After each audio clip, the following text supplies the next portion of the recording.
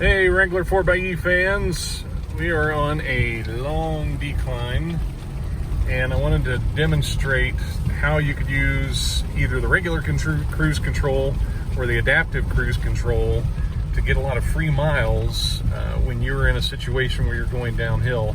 You can see the guy in front of me is riding his brakes regularly to stay behind the guy in front of him that's riding his brakes regularly.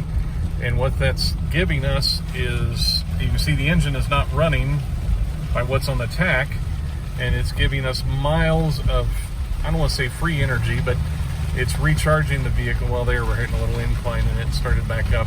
But we have added something like 15 miles today of electric only distance. Now, it wasn't driving the vehicle, it was just charging enough to keep it moving forward. But I just wanted to, so you could visually see what I was trying to describe the other night in a video, that when you're going on a long decline, we're in Wyoming and we're getting into a pretty hilly part, that using the adaptive cruise control keeps you at a distance from the vehicle in front of you, not using Max Regen, because the adaptive cruise control is providing that function every time we're on a decline where everybody's slowing down in front of you. So there it is. Thanks for watching. Hey Wrangler 4xe fans, a little continuation to that video.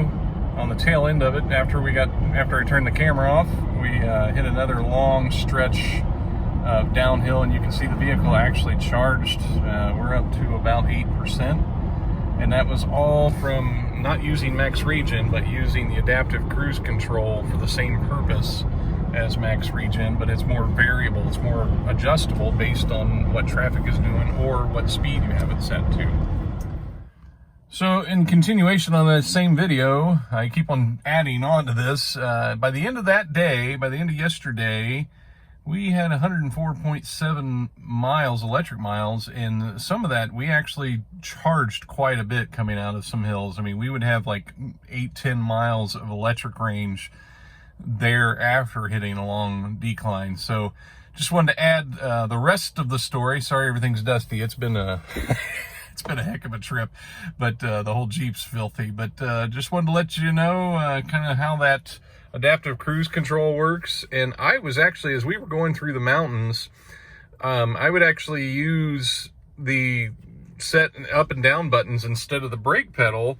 I mean, they would do the same function since it's a blended braking system, but I was actually able to use the up and down buttons to control our speed when we were coming into turns and different kind of things. And I mean, my feet were just sitting still for a long time while we were just going up and down hills. So just wanted to add this a little bit onto the end of the video, that there's some different driving methods you can employ with this vehicle and really maximize the benefit of the regen in the system, and really come out. I mean, I think we were at 23 miles when I ran out of electric range. So there's what, 75, 79 miles of electric range that we achieved yesterday. Now, some of that was just decelerating. I mean, just kind of regenning going downhill, wasn't really charging. And other times we would get 8, 9, 10, 11 miles of charge that we could then use, you know, to climb the next hill. So kind of a neat feature, and it really takes advantage of the added weight of the 4xe, because you're using gravity at that point, and having the added weight really is a benefit. Of course, it's a downside when you're going uphill, so I understand the silliness of that statement. But there you go. Just wanted to add that little part onto the end of that video. Take care.